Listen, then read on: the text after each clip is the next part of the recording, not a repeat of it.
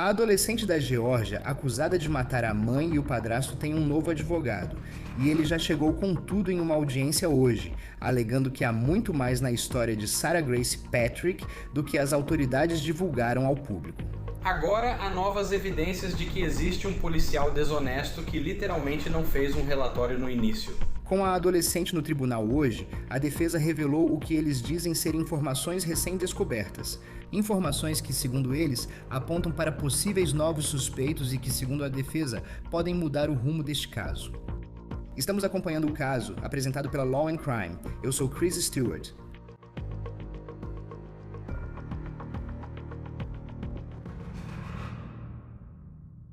Sarah Grace Patrick está presa há cerca de 1 ano. Ela foi presa e acusada dos assassinatos de sua mãe e de seu padrasto em julho de 2025.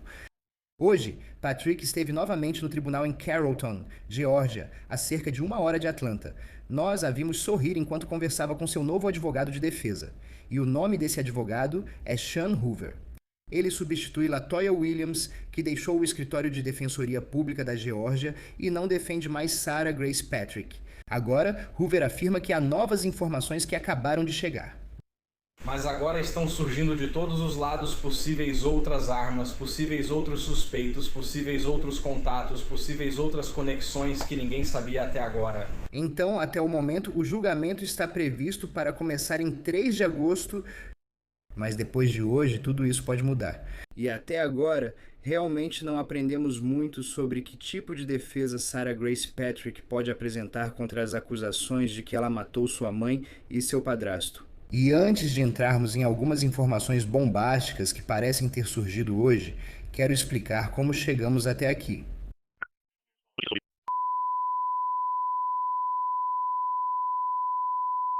Perto da Willie Walker Road, referência à parada cardíaca.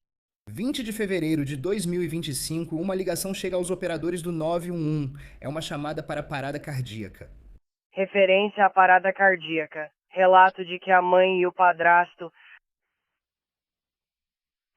estão frios ao toque, parecem já sem chance de reanimação, nada suspeito ao redor, a polícia está a caminho. Nós não ouvimos a ligação para o 911 que foi feita da casa de James e Kristen Brock, mas sabemos que quem ligou foi Sarah Grace Patrick, de 17 anos. Ela supostamente disse à polícia que foi sua irmã de 6 anos quem encontrou os pais delas mortos a tiros no quarto. O atendente disse que a pessoa que ligou, Sarah Grace Patrick, afirmou que os Brocks estavam frios ao toque e que ela não viu nada suspeito ao redor deles.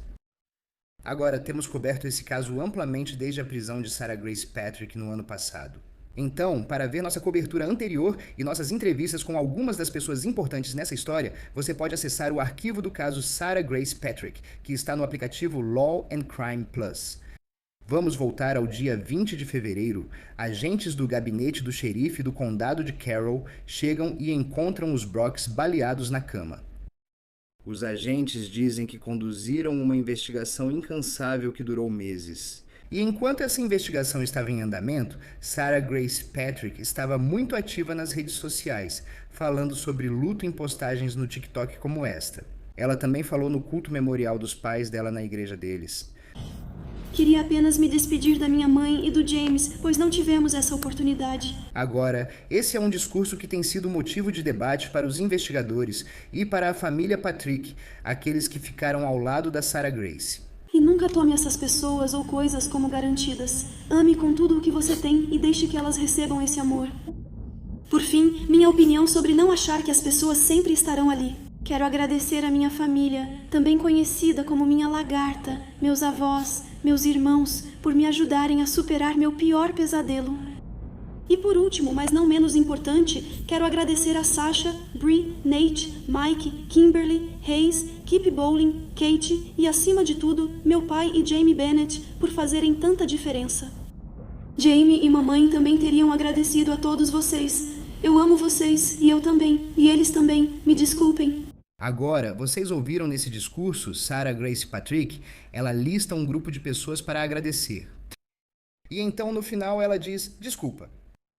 Os investigadores viram esse desculpa como alerta e acham que ela só fingia. Agora, não houve prisões nesse caso por meses, até julho passado, quando as autoridades do condado de Carroll convocaram uma coletiva de imprensa. Hoje podemos confirmar que houve uma prisão no caso. A filha de 17 anos de Kristen Brock, Sarah Grace Patrick, foi detida e acusada de 2 acusações de homicídio e 2 de agressão agravada. As autoridades afirmaram haver uma montanha de evidências provando que Sarah Grace Patrick matou sua mãe e padrasto. Mas até hoje, nós realmente não sabemos do que essa montanha é feita. Se eles dizem que tem uma montanha de evidências, aquela pasta estava bem fina.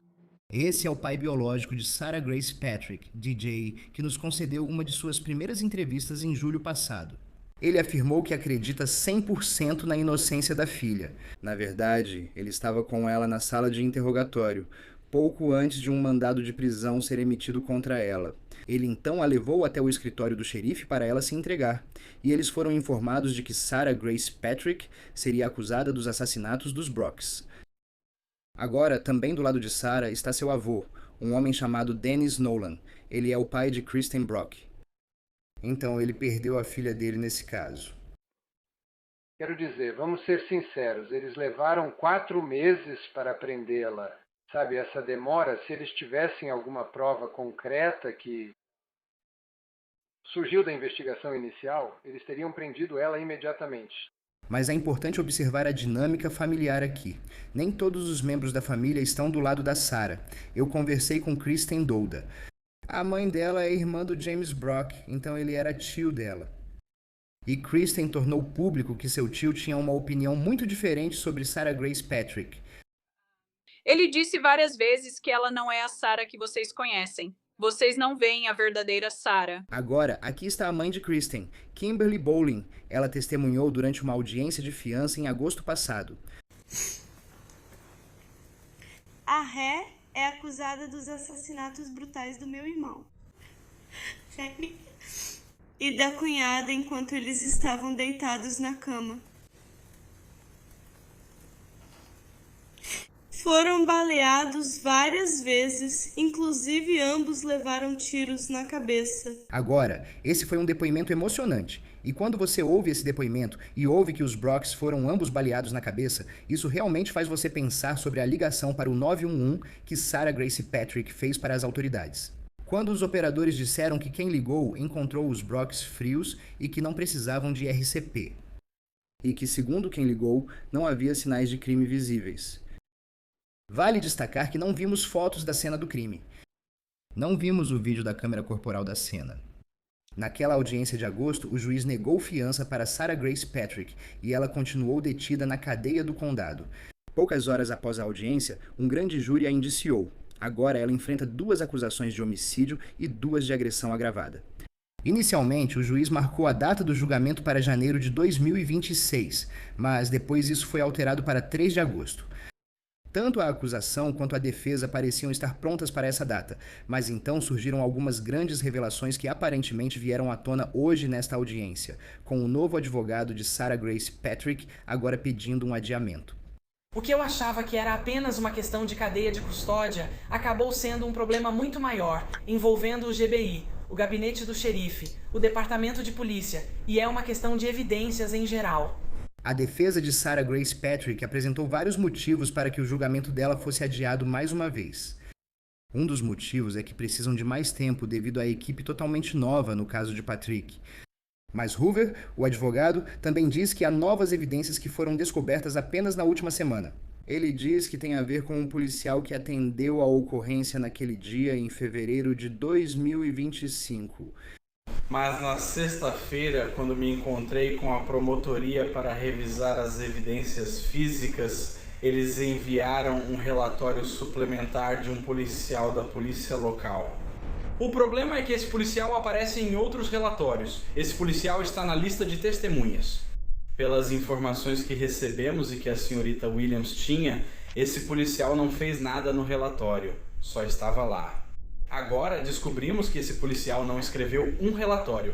No entanto, ele foi à promotoria literalmente na semana passada e disse: "Sabe de uma coisa? Tenho certeza que eles me corrigirão se eu estiver errado." Pelo que entendi, esse policial tinha um palpite de que a arma que possivelmente foi usada no tiroteio tinha sido penhorada por uma certa pessoa, uma pessoa cujo nome nunca soubemos. Só recebemos todas as anotações do promotor. E esse palpite do policial acabou levando a outra pessoa que estava com a arma, e o policial testou a arma e depois a devolveu para essa outra pessoa. Nós não fazíamos ideia de que essas duas pessoas existiam. Não fazíamos ideia de que esse teste existia. Não fazíamos ideia de que havia uma possível outra arma. Não sabíamos que havia um palpite e não entendemos como o policial chegou a essa conclusão. Vale notar que é a primeira vez que ouvimos sobre uma suposta arma do crime neste caso. Ao perguntarmos às autoridades se tinham a arma do crime, não responderam. Agora, a defesa afirma que havia uma arma na investigação. Eles dizem que uma arma que pode ter sido usada no tiroteio, que um policial achou que poderia ter sido empenhada, e que há outras pessoas que possivelmente tiveram contato com essa arma, sobre as quais a equipe de defesa anterior de Patrick não sabia nada. A defesa também alega que os promotores também não tinham conhecimento disso. Agora estamos em uma posição em que, sinceramente, eu não sei. Foi um policial agindo por conta própria que simplesmente literalmente fez o que queria sem prestar contas? Ou há mais pessoas envolvidas? Agora preciso investigar essas suspeitas, como ele chegou a essa conclusão e as duas pessoas.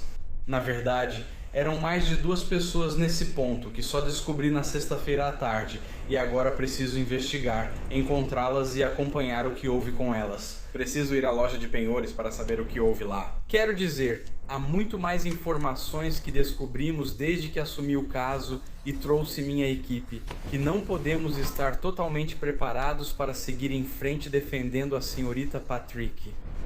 Até o momento, e novamente, não foi a promotoria que detinha essas informações. Isso foi, agora vejo que há um problema. Eu achava que era um problema pequeno. Isso virou uma bola de neve e virou um problema. A partir de sexta-feira, sabemos que alguns policiais não agiram nem forneceram provas à Procuradora-Geral Sra. Williams, nem ao Procurador-Geral no meu caso. Agora estão surgindo do nada possíveis outras armas, possíveis outros suspeitos, possíveis outros contatos, possíveis outras conexões que ninguém sabia até agora. Os tribunais discutem a jurisprudência, então não vou entrar nesse mérito.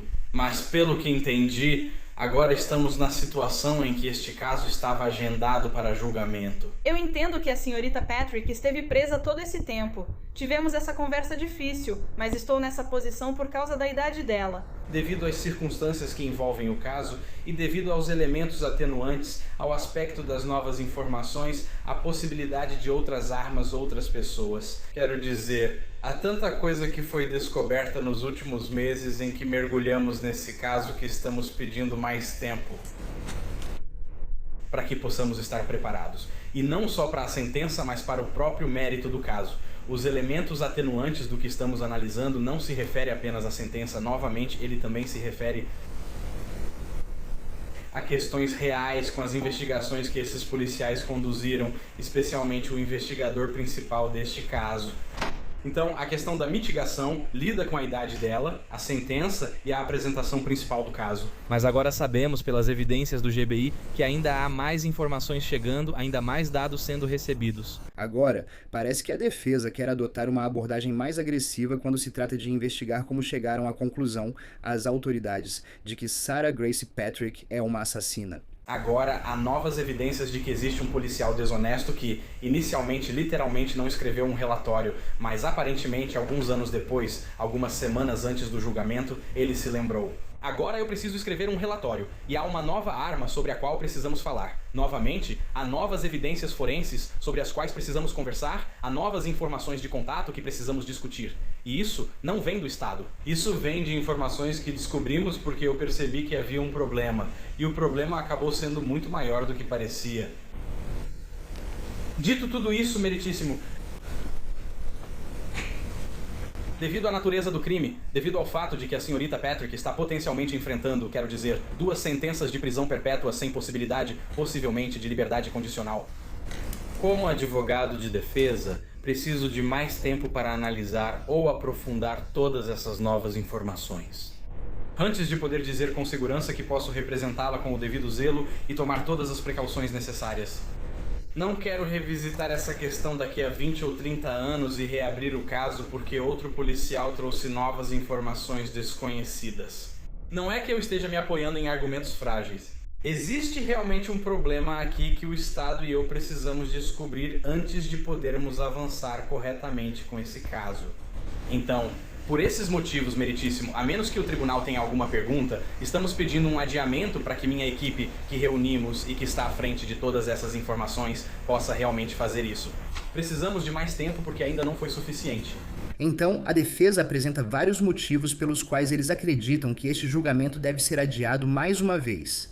Mas então, os promotores responderam e começaram apontando que o novo advogado de defesa de Patrick, na verdade, assumiu o caso em fevereiro.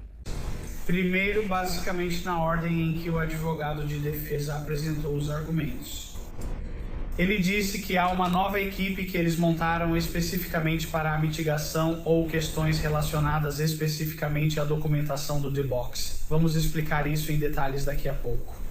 Primeiro, eles montaram a nova equipe e querem trocar o perito, mas só estão fazendo isso em junho. Em fevereiro, eles não pediram isso. Em março, eles não pediram isso. Em abril, eles não pediram isso. Em maio, eles não pediram isso. Em junho, eles também não pediram isso. Só agora, na véspera do julgamento, querem trocar o perito. Poderiam ter feito isso antes. A advogada anterior, senhorita Williams, contratou o Dr. Schaefer logo após assumir o caso. Ainda assim, eles levaram 6 meses para obter um laudo. Não foi por falta de esforço do advogado de defesa para conseguir isso, foi só que o Dr. Schaefer não entregou o laudo. Eu entendo porque eles querem trocar o perito.